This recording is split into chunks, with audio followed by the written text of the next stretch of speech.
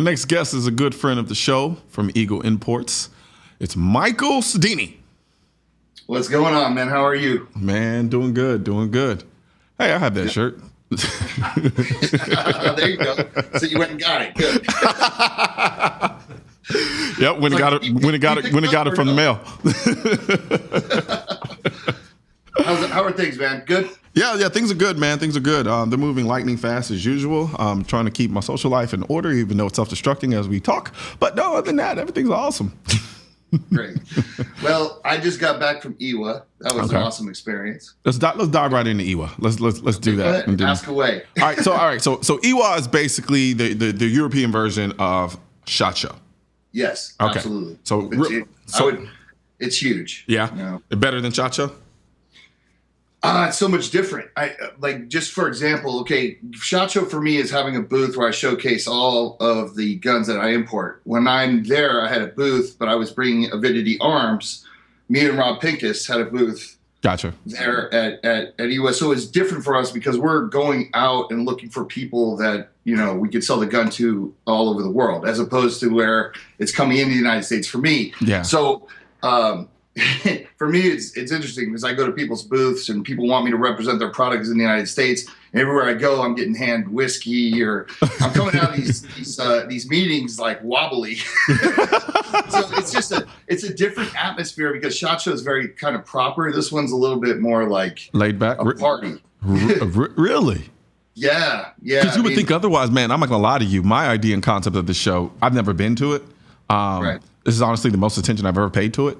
And I just assume that it's just like this very kind of stoic and prim and proper, overly elegant show where like two people are in because nobody can have guns anywhere outside of America, because I had that kind of closed mindset when it comes to firearm ownership across the world.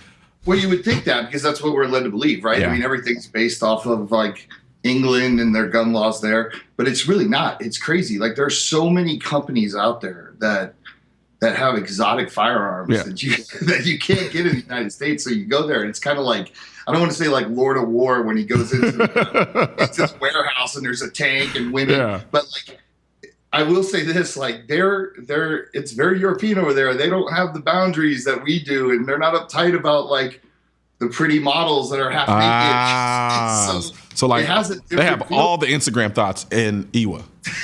Yes, all the Instagram thoughts. As a matter of fact, I wish I had my camera ready right here, but I was walking past a couple booths and I'm like, what? Who's the marketing guy at this company? And I'm like looking at the picture and I'm going, I bet you that girl's working off her passport. Because it was like, you have a girl topless with a machine gun. I'm sorry, did you say she was topless? Yes. Like literally topless with holding the gun, and that's a booth picture, like a booth picture. So, my first thought is human trafficking 101, but it's forklift, whereas in the United States, that would have just caused a lot of heart attacks. And I was making fun of it, and my friend's like, it worked. You're staring at the booth, and you're talking about them. And I'm like, damn, marketing. So, I'm officially speechless. Well, you got to go to IWA next year. Look, disclaimer, I'm not going to go to IWA because of the Instagram gun thoughts. Absolutely not. That's not why we go. I'm going to go to look at the firearms.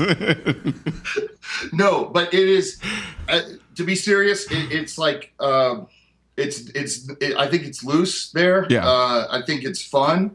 A lot of these foreign companies, because there are such restrictive laws, but you get to learn about their laws, and a lot of them, they envy us. So I think they're friendlier to Americans there when it comes to like, they're just, that's what we talk about. That's the irony behind this whole thing. It's like, in one breath, we're incredibly liberal when it comes to firearm ownership.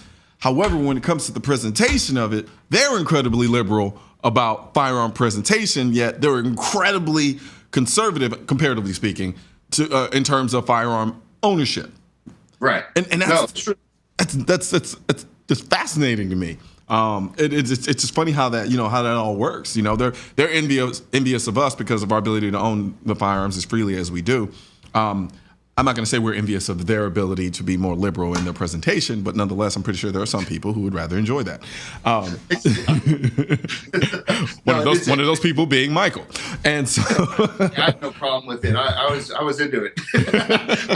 I totally got it. I was like, wow, this makes sense now. Yeah. No, I mean, I did hear about days. I did before I even got into this gun thing. I remember I did hear about the days of yesterday where SHOT Show kind of had the same kind of vibe a little bit when it came to like the booth babes and things of that nature. They were a little bit more risque in that sense. I was never around to see any of it, but I think from what I've heard, it's progressively gotten more conservative in that regard. Yeah, I think so. And I will say this, like, you know, you go to people's booths in SHOT Show and you kind of walk in there, you're talking to people, you're learning about the product. At IWA, they're like, sit down, have a whiskey, have a drink. I mean, it's seriously. And they're like, here's a plate of assorted cheese, and we have meats from here, and turkey. And, you know, you're just literally like, okay, I'll have one. So it's fun. It's definitely a different atmosphere. It's really spread out. It's all one floor. Oh, really? Yeah. So it's the convention center is in Nuremberg, and basically, you know, that city has an insane history anyways. Yeah. But You know, but it's all one floor, and it's spread out over all these halls, and you just go from hall to hall, and there's all these people selling sausages, and it's cute. It's very European, man. That's my thing, right? I mean, I'm an international gun guy. So. But also I'm assuming I mean, like you said, you get to see a lot of different guns out there at IWA than you would at SHOT Show. Would you say there are more guns at IWA, or are there more guns at SHOT Show from your experience? I feel like there's more guns at SHOT Show. Yeah. But then again, it's like at IWA, they're spread out over the whole course of the whole, like the grounds, right? Okay. Whereas at SHOT Show, they kind of section all the gun people together. So it feels like you're more in like gun heaven, right? Gotcha, like you're walking around. It's just like Ruger, Smith & Wesson, Glock. Yeah. Whereas there, it's spread out. So there could be a person that's in one hall, and if you want to go see another gun company, you've got to walk all the way. It may be a 10, 15-minute walk. Oh, okay. You know, so it's not necessarily thrown together in a pattern. We're American, though. We don't like walking to places unless you're from New York, and you know you're not allowed to own guns in New York. Yeah, absolutely. New Jersey, Washington D.C. Right. No, it is an interesting show, though. If you ever get an opportunity to go there, because what's cool about it is all the industry folks that that go over there. SHOT Show has a booth over there, like they have a booth. Gotcha. I didn't mean to cut you off, but I did see an uptick when I was doing like booth appearances and people coming up to me of a lot of people from overseas. Who speak with me, like honestly, a lot of people from Italy, ironically enough. There's you'll get everything over there too, like knife makers, really cool knife makers, and all kinds of things. Not just firearm stuff, but it is it's a totally different atmosphere. You get and the partying in the city of Nuremberg with all the. Because we all basically everyone stays in the old city, which is a city right next to a castle, and it's fun times. God. So you don't sleep for a week and a half. You know, you get up to the show. It's the same old thing. Which one's more of a beating, that or Vegas? Well, Vegas is a beating for me because it's my hometown. Gotcha. You know, and so every time people come into the show, they're like, "I want to get hooked up here, and I want to go to this club," and I'm like, "I gotta work." So it's a little bit more relaxed for me. I like IWA. Gotcha. Yeah, but Vegas. I don't only guy that wants SHOT Show to go back to Orlando or Atlanta. You know, so I don't know, but it's something to see. If you've never seen it, you got to check it out. Yeah. It really is something interesting. Now, innovatively speaking, do you tend to see more innovation at IWA versus SHOT? Ooh, God, it's a good question. I mean, I've been to so many shows. I go to both shows every year, right? So now it's become like a blur a little bit, but I would say SHOT. I would say SHOT does a better job of advertising the stuff. You know, you kind of hear about it beforehand and go. I mean, SHOT Show definitely is its own beast. Yeah. But you know, like I said, it's just it feels different, and it's spread out all on one floor, and there's no rhyme or reason to it. So you'll be walking and you're like, oh, there's a booth for dog collars. This is a company from Japan. You know, okay. You're like, that's fascinating. And what's crazy is the other thing is like people walk their dog. They bring their dogs in, and you get these like beautiful like hunting dogs. Yeah. There's dogs everywhere. Really? You know, so but I would say SHOT Show still is like for information purposes in the show of it. You know, the booths are much bigger. There's way more money in the booths there. Wait, at SHOT or at IWA? At SHOT. At SHOT. Okay. Yeah, IWA's just a little bit more relaxed.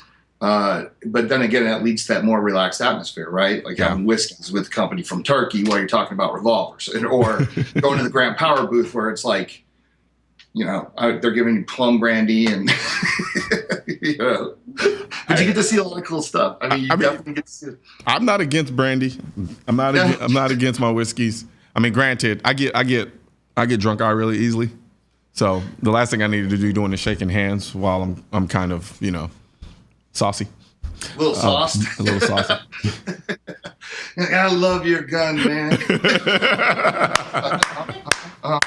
Yeah, it's no, but check it out. See, there's another thing you can talk to the NRA. Be like, we have to go over there. I think spearheads that project. Hey, do live shows from there. You can do live shows from people's booths. Hey, I mean, 4 a.m. I'm not against it. I'm not against it. See, I got all kinds of ideas for you, man. Just bring me on. No, but we were over there, and it was fascinating because, you know, like I said, it's the first time I'm going after like people that I can sell guns to. So I'm talking to people from South Africa. I'm talking to people from the Middle East, and I'm vetting. I'm trying to look for the best guy to handle the Avidity firearm, you know, the PD-10 accounts.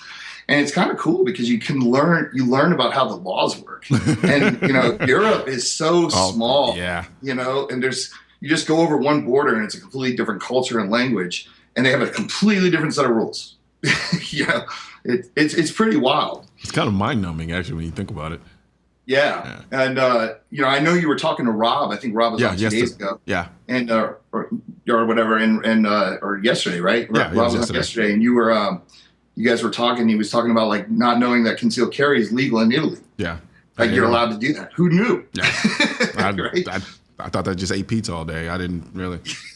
Now, that was incredibly stereotypical. And I'll be getting a phone call. Who eat pizza all day? But no, actually, let's take a quick break, and when we come back, let's talk some of your guns. Okay, for once. Blame me.